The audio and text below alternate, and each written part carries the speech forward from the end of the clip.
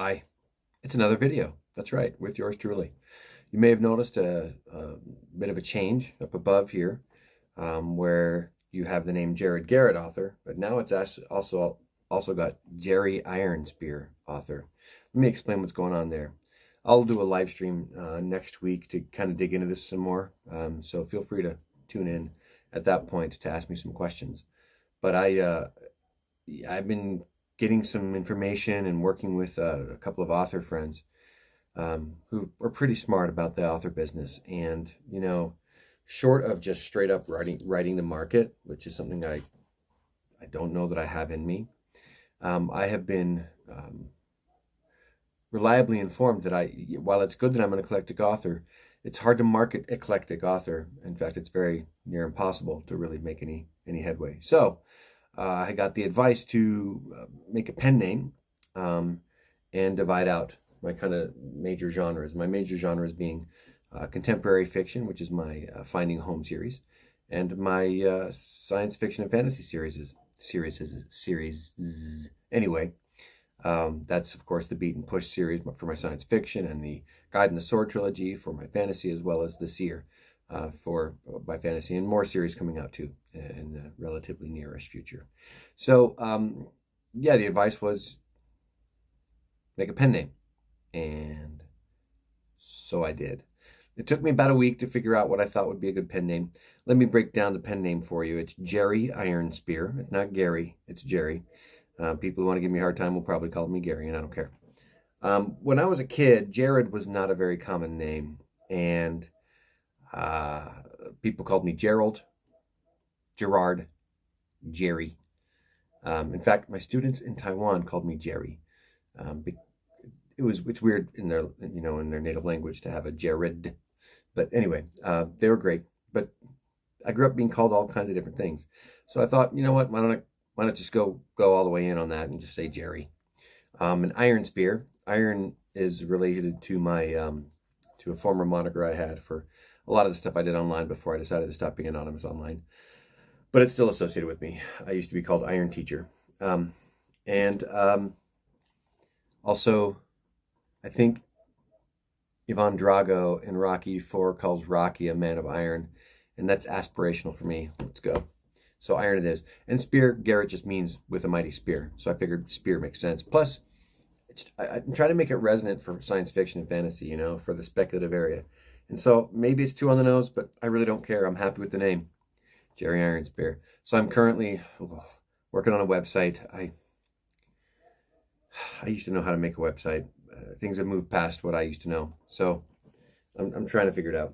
And I'm doing my covers. I've reached out to one of my cover artists to see if he can give me a file to work with for a couple of them. Anyway, so it's going well. It's going all right. Haven't started marketing yet. Just trying to get everything squared away so that everything matches correctly the author name that they need to match. So anyway, this is the YouTube channel for everything, though. I'm not going to make a new YouTube channel. It's just too much to ask. And I don't think that it would be very effective necessarily either. So I've got the Jerry Ironspear here and the Jared Garrett here. So there it is. Thanks for tuning in and hearing that. I'm going to read you some of my memoir. Last time I read I read the whole prologue. Today I'm going to read part of chapter 1. I'm not going to read the whole thing. You should let me know if you want me to read the rest of it in another video. It's long. It's good. I think it's quite compelling writing as it is. But yeah, I can't even need to read the whole chapter at once. Okay, here we go. Chapter 1. My name's Jared. My earliest memory is squirming in a small bed, worried that some creature was going to emerge from under my bed or from a dark corner and eat me alive. I would scream and shout, and nobody would hear me, and I would die, and nobody would miss me. I was 3 years old. I knew I wasn't supposed to call out and disturb anyone since it was late, but I was so scared and my life was about to end. So I shouted, in tears, wordlessly. I did it again, and a few moments later the door opened, and a person was framed in the light from the hallway. I think that was my mother. It's a normal memory that wouldn't be worth remarking on, much less starting a memoir with, except that it's just about the only actually normal, typical thing that happened to me before I started my senior year of high school. Little break there, and then onto this. So structurally, I wanted to start with a bit of a kicker, a nice memory, and then I'm going to do some contextualizing for readers. I grew up in a cult. It was called the Foundation Faith of God for most of the time I was in it, but it had other names before I was born. Interestingly, I had a different name when I was born, but by the time I was aware of things, my name had changed and settled too, much like the names of most of the cult members. In my case, I went from first being called Nathan to Jared. The cult started in the UK, at Oxford, in the 60s. A man named Robert de Grimston and a woman named Mary Ann McLean were at Oxford together and discovered Scientology. The two wasted no time in adapting Scientology's practices to their own purpose. This led to Robert and Mary Ann, who were married at this point, being forced out of Scientology. Several Scientology members agreed with what Robert and Mary Ann were doing, so those folks stuck with the married couple. The new commune/cult soon got a name and a religious charter. It was called the Process Church of the Final Judgment.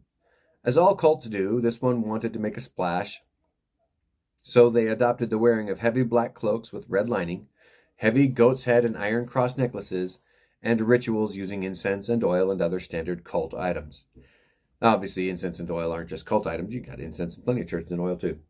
In any case, so I'm going to, a little bit of an aside here. So I think I'm getting the history right. I've had to kind of put it together based on what people have told me over the years. My father, for one, for Maine, my brother, who Matthias. So I've been trying to figure it out, and I think I got it right.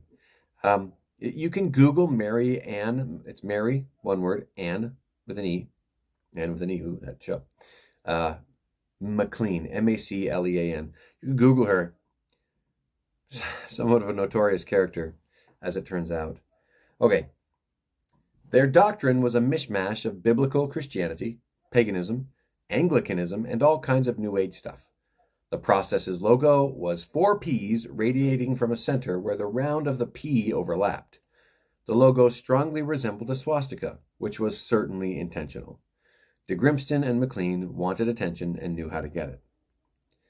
One of the key features of most cults is that they demand total fidelity and consecration to the group, and especially the leader.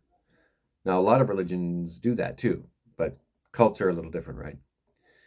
They're damaging. Always. For the process, if you had money, it went to the cult. If you had a family, you gave it to the cult so you could go around printing and selling magazines, running the cult coffee shops in Chicago, San Francisco, or New Orleans, or wherever they were at the time, and raising money on the streets. Whoever was bad at making money or running the coffee shops was left to watch over the kids. The process took the total fidelity feature of cults a step farther. They believed and taught that families, particularly the family unit and the relationships therein, were obsolete. You couldn't be tied to other people that way, or you could lose yourself. Ultimately, the process was accused in a London court of brainwashing its 30 members. So the cult shifted to the USA after a jaunt to Central America, bringing their 6 German shepherds with them. Now, I'm going to do an aside because this is speculative, but I think it's true. They lost a lawsuit in a London court, in which they were accused of brainwashing members. They left there soon after and went to Mexico. Now, when you go to bestfriends.org website, it talks about Mexico being kind of a pilgrimage or almost a vision quest in kind of esoteric terms. And some of them also say they had some interesting spiritual type leveling up experiences there. But where do you go when you are in trouble with the law? You run to Mexico. I'm pretty sure that's what they did. And when, I don't know, the hubbub went down, I guess, they wound up in the U.S. So they fled to Mexico, everybody. I'm speculating, but I think so. Anyway, for the process wound up in the USA for much of its... Oh, hang on. After what many de Grimston and McLean acolytes describe as a life-changing experience in Xtul, Mexico, I think it's Xtul, I think it's Xtul, Mexico, the process wound up in the USA for much of the rest of its existence, which brought them to San Francisco and their encounter with my mother, Catherine. By this time, Catherine was a young, kind, but disaffected hippie in San Francisco who had recently married rather young. I have a picture of her at her first wedding. She looks 20 or so and is lovely in her white gown. She has a cigarette in her hand and her hair hangs loosely. She and her husband had a son soon after being married. It was a few years after their wedding that a group called the Process Church of the Final Judgment, the Process for short, showed up in Berkeley and enticed this young family to join up. Within a year or so, Catherine had changed her name to Seraphine and was fully dedicated to her commune, but her husband was fully drummed out of the cult, leaving wife and son behind. It's too bad. For Catherine, now Seraphine, and her son Daniel, cult commune life became the norm. She married John, the British guy with really big eyebrows, a receding hairline, and a very heavy and royal-sounding accent. His legal name was Christopher Fripp, and he was one of the original founders of the process. Sometime after they married, they had a baby, another boy. Now, Catherine/Seraphine had 2 boys, separated by around 6 years. Neither of them was me, but I'm still the main character of this story. All right, let's stop there. So I continue to give a history of the cult. It's maybe less interesting. I don't know. Let me know what you think. If you want me to keep going with this chapter, or just jump to another chapter. But in the meantime, I hope you're enjoying these little snippets of the memoir. Yeah, it was hard to write. It's hard to rewrite.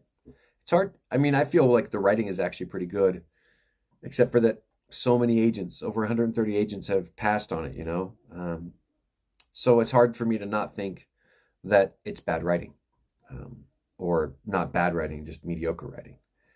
An agent really has to love something in order to decide to pick up and represent that book and the author of it.